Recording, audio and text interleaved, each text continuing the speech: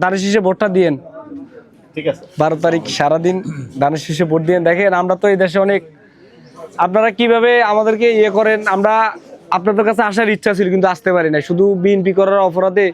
বিগত দিন আমরা এলাকার বাইরে ছিলাম, আমার অনেকে চিনেও না, আমি এই এলাকারই সন্তান, মধ্যবাজার আমার বাসা। এখানে যেভাবে সাধারণ জনগণ থেকে ছাত্র জনতার উপর যে হামলা, যে নৃশংস হত্যা, এটা আপনারা এলাকার মানুষ উপলব্ধি করতে পারেন নাই।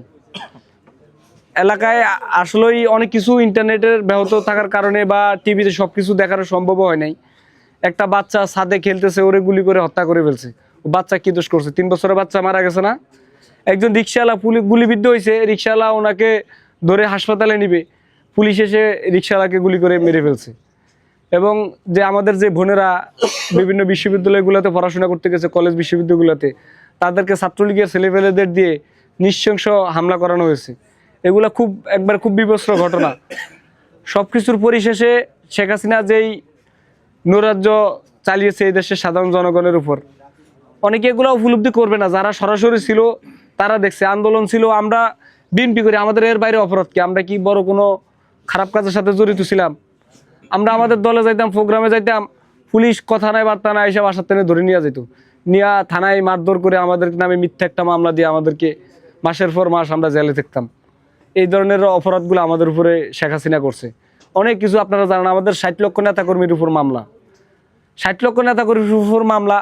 এমনও নেতা আছে বিএনপিতে 495টা মামলা। হাবিবুর নবী খান সোহেল, মির্জা ফখরুল ইসলামের নামে 85টা মামলা। তারেক রহমান লন্ডনে বিদেশে বসে আছে, ওনার নামে 70টা মামলা। উনি তো বাংলাদেশে ছিল না লাস্ট 17 বছর, ওনার নামে 70টা মামলা। এই মামলাগুলো তো মিথ্যা। এগুলা আপনাদের কাছে বিচার দিয়ে গেলাম। আসলে আমাদের উপর যে একটা অত্যাচার নির্যাতন করছে একটি বর্বর সরকার, সেটা আপনারা নিজেরা দেখছেন। সেই জায়গা থেকে নিজেরা নিজেদের বিবেক খাটায়েন। যদি আমরা আপনাদের কাছে মনে করেন যে না, আমরা আপনাদের কাছে একটা ভোট চাওয়ার আমাদের অধিকার আছে, এবং সেই অধিকার থেকে আমরা আপনাদের কাছে আসছি। আমরা বাইরের কেউ না, আপনাদের ভাই, আপনাদের সন্তান, অনেকের বন্ধু। এই তো সবাই আমাদের দিকে তাকান। আগামী জাতীয় সংসদ নির্বাচনে ধানের শীষে ভোটটা দিয়েন, বুঝছেন? আমাদের উপরে অনেক জুলুম অত্যাচার করছে শেখ হাসিনা। এগুলো বলতে গেলেও দিন রাত চলে যাবো। আমরা ওই প্রোগ্রাম করে এসে বাসায় ঘুমাইতে পারতাম না, বাইরে আরেক জায়গায় আরেক বাসায় যেয়ে ঘুমাইতাম। এক একদিন 28শে অক্টোবরের পরে এক একদিন এক এক বাসায় যেয়ে ঘুমানো লাগছে হরতাল অবরোধে। আমাদের অপরাধ কি? আমরা বিএনপি করি। একটা দেশে একটা বিরোধী দল সরকার কি আন্দোলন, একটা দেশে সুষ্ঠু নির্বাচন হয় নাই, আমরা এই সুষ্ঠু নির্বাচনের জন্য আন্দোলন করছি। আমাদের ভোলা জেলা ছাত্র দলের সভাপতি শহীদ নূর আলম ভাই, দ্রব্যমূল্য ঊর্ধ্বগতি, এটাকে কোনো বিএনপির দাবি? আলু, তেল, পেঁয়াজ, নুন এগুলার দাম বেশি, এই জন্য আমরা আন্দোলনে নামছি। ভোলা জেলা ছাত্র দলের সভাপতি নূর আলম ভাইকে পুলিশ একবার সামনে থেকে গুলি করে মারছে।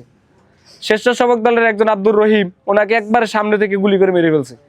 মানুষ কথা বলার পরিবেশ হয় না। এখন তো অনেক আওয়ামী লীগের ভাই বন্ধু আমাদের সাথে আড্ডা দেয়, গল্প করে, কথা বলে।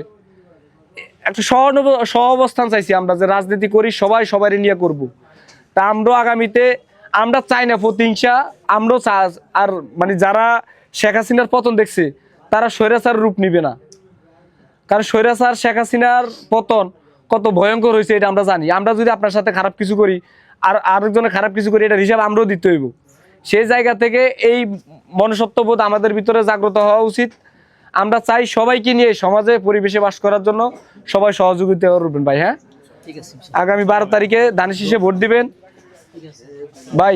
দোয়া করেন আমাদের জন্য, আমরা যেন আপনাদের কাজে আসতে পারি, ভবিষ্যতে আপনাদের জন্য ভালো কাজ করতে পারি, সেজন্য আমাদেরকে দোয়া করেন। কাকা আসসালামু আলাইকুম, দোয়া করেন। হ্যাঁ।